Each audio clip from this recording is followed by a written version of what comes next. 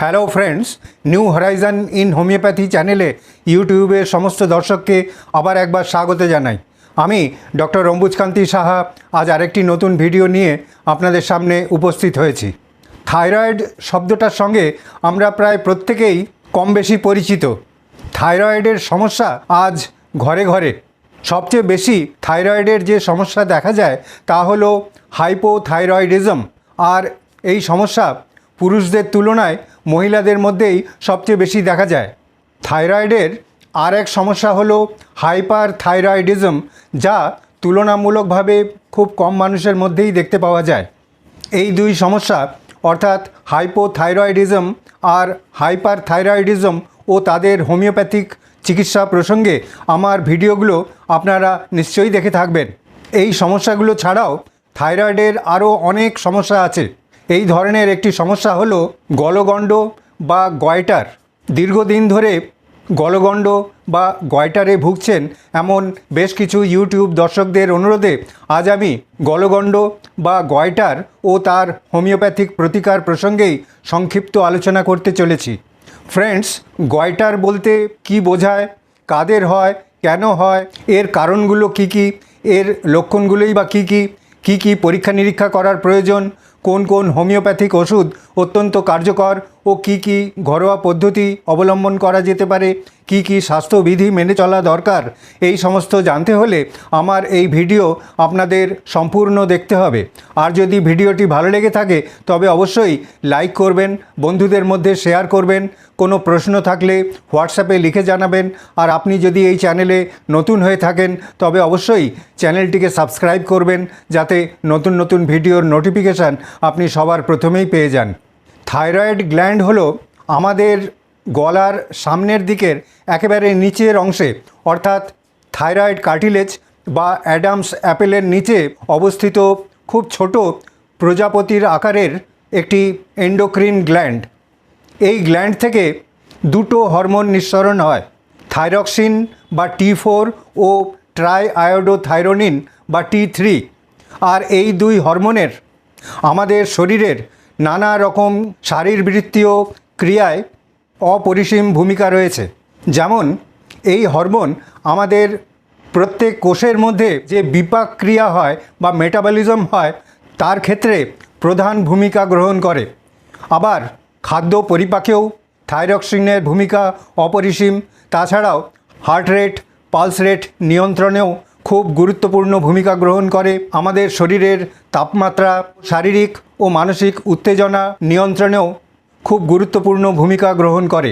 Goitre বা গলগণ্ড বলতে বোঝায় থাইরয়েড গ্ল্যান্ডের বৃদ্ধি, যা পুরো গ্ল্যান্ড জুড়েই হতে পারে বা গ্ল্যান্ডের কিছু অংশে হতে পারে, কিংবা এখানে সেখানে টিউমারের মতো ছোট বড় স্ফীতি বা ফোলা দেখা যেতে পারে। পুরুষদের তুলনায় 40 ঊর্ধ্ব মহিলাদের মধ্যেই গলগণ্ড বা গয়টার বেশি দেখা যায়। তবে গলগণ্ড বা গয়টার হওয়ার পেছনে আরও কিছু রিস্ক ফ্যাক্টর থাকে, যেমন স্থূলকায়ত্ব, অর্থাৎ যেসব মহিলারা খুব বেশি স্থূলকায় তাদের মধ্যে গয়টার হবার সম্ভাবনা সবচেয়ে বেশি থাকে।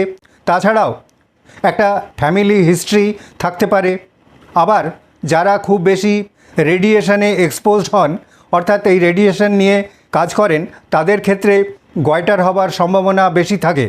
আবার ইনসুলিন হরমোন রেজিস্ট্যান্টদের ক্ষেত্রেও গয়টার হবার সম্ভাবনা খুব বেশি থাকে। সাধারণত খাদ্যে আয়োডিনের অভাব হলে থাইরক্সিন হরমোন উৎপাদন ব্যাহত হয়, আর সেই কারণেই থাইরয়েড গ্ল্যান্ডকে খুব বেশি পরিশ্রম করতে হয় এই থাইরক্সিন হরমোন তৈরি করার জন্য।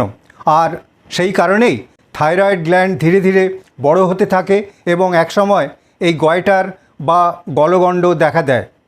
কারো কারো ক্ষেত্রে গয়টারের সঙ্গে থাইরক্সিন হরমোনের আধিক্য দেখা দেয়, অর্থাৎ হাইপার থাইরয়েডিজম দেখা দেয়। এই ধরনের গয়টারকে বলা হয় টক্সিক গয়টার। আর কারো কারো ক্ষেত্রে গয়টারের সঙ্গে থাইরক্সিন হরমোনের অভাব দেখা দেয় বা হাইপোথাইরয়েডিজম দেখা দেয়, তাদের ক্ষেত্রে এই গয়টারকে বলা হয় নন টক্সিক গয়টার। যে কোনো বয়সের মানুষের মধ্যেই গয়টার বা গলগণ্ড দেখা দিতে পারে। আর খাদ্যে আয়োডিনের অভাব ছাড়াও আরও কিছু কিছু কারণে গলগণ্ড বা গয়টার হতে পারে, যেমন গ্রেভস ডিজিজ, হাশিমোটোস ডিজিজ, থাইরয়েডাইটিস ইত্যাদি প্রদাহজনিত থাইরয়েডের রোগেও গলগণ্ড দেখা দিতে পারে। প্রেগনেন্সি চলাকালীন থাইরক্সিনের চাহিদা খুব বেশি বেড়ে যায়, আর সেই কারণে প্রেগনেন্সির সময়ও এই গলগণ্ড দেখা দিতে পারে। আবার থাইরয়েডের ক্যান্সার হলে সেক্ষেত্রে থাইরয়েড গ্ল্যান্ড বেড়ে গিয়ে গলগণ্ড বা গয়টার দেখা দিতে পারে। গলগণ্ড বা গয়টারের প্রধান লক্ষণই হলো থাইরয়েড গ্ল্যান্ড বৃদ্ধি, যা বেশিরভাগ ক্ষেত্রেই বাইরের থেকে দেখেই বোঝা যায়।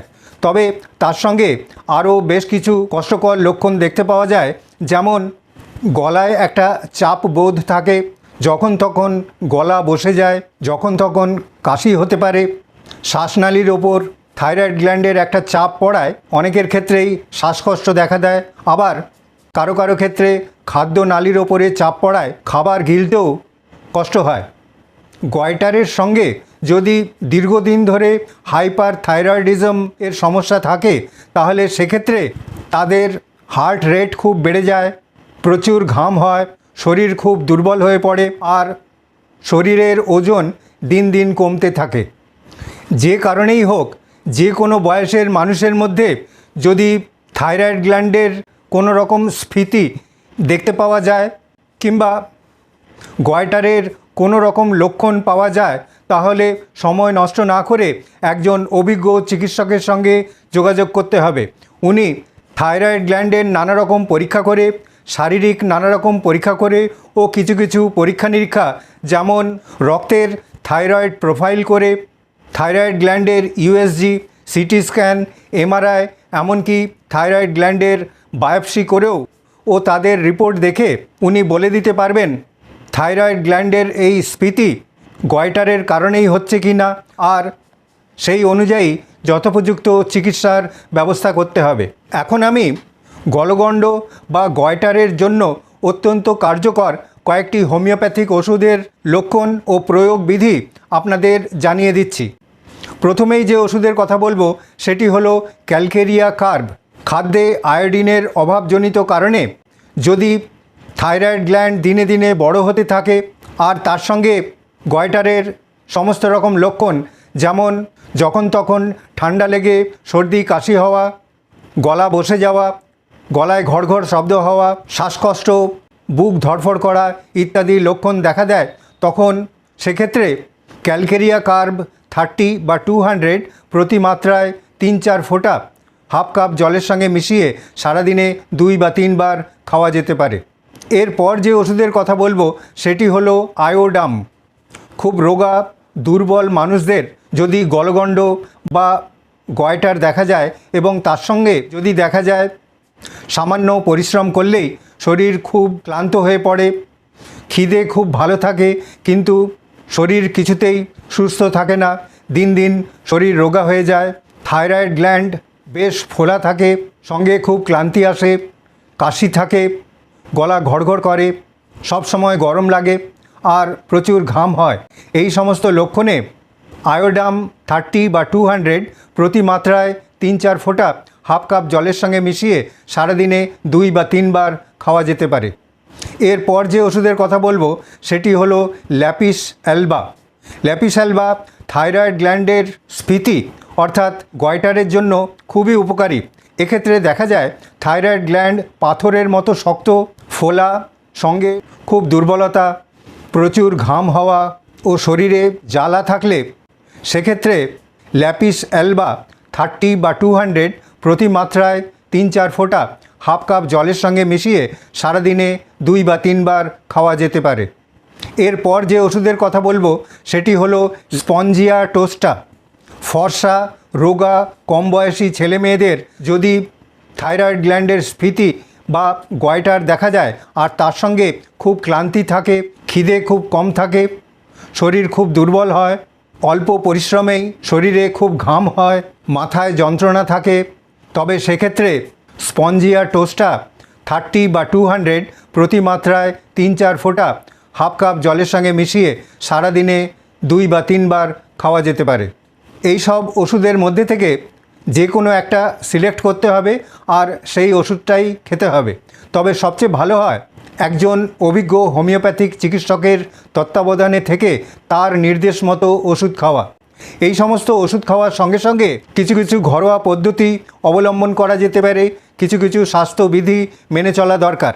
যেমন গয়টার বা গলগণ্ড খাদ্যে আয়োডিনের অভাবেই হয়ে থাকে। সেই কারণে যে সমস্ত খাবারে প্রচুর পরিমাণ আয়োডিন, ভিটামিন ইত্যাদি থাকে সেই ধরনের খাবার বেশি পরিমাণে খাওয়া দরকার। যেমন সামুদ্রিক কিছু কিছু মাছ, লবণাক্ত জলে যে সমস্ত মাছ হয় সেই সমস্ত মাছ, যেমন টুনা মাছ, চিংড়ি মাছ ইত্যাদির মধ্যে প্রচুর পরিমাণ আয়োডিন ও ভিটামিন থাকে। এই সব মাছ খেলে প্রচুর আয়োডিন পাওয়া যায় এবং থাইরক্সিন হরমোন তৈরিতে খুব সাহায্য করে। তাছাড়াও কিছু কিছু ভেজিটেবল যেমন ফুলকপি, বাঁধাকপি, ব্রোকলি এইসবের মধ্যে অ্যান্টি থাইরয়েড এলিমেন্ট থাকায় থাইরক্সিন হরমোন তৈরিতে বাধার সৃষ্টি হয়। সেই কারণে এই ধরনের খাবার যতদূর সম্ভব এড়িয়ে চলাই ভালো। এছাড়াও গয়টার আক্রান্ত রোগীদের প্রতিদিন সামান্য ব্যায়াম করা দরকার, মেডিটেশন করা দরকার, গলার এক্সারসাইজ করা দরকার। তাছাড়াও ব্রিদিং এক্সারসাইজ করলেও থাইরয়েড গ্ল্যান্ড ধীরে ধীরে সুস্থ হতে থাকে আর গয়টারের ক্ষেত্রে খুব উপকার হয়। এই সব করলে আর ওষুধপত্র খেলে গয়টারের মতো কষ্টকর রোগের হাত থেকে খুব দ্রুত মুক্তি পাওয়া সম্ভব। আশা করি আমার এই ভিডিও সামান্য হলেও আপনাদের উপকারে আসবে। আবার আরেকটি নতুন ভিডিও নিয়ে আপনাদের সামনে উপস্থিত হব এই আশা নিয়েই আজকের মতো এখানেই শেষ করছি। ধন্যবাদ, নমস্কার।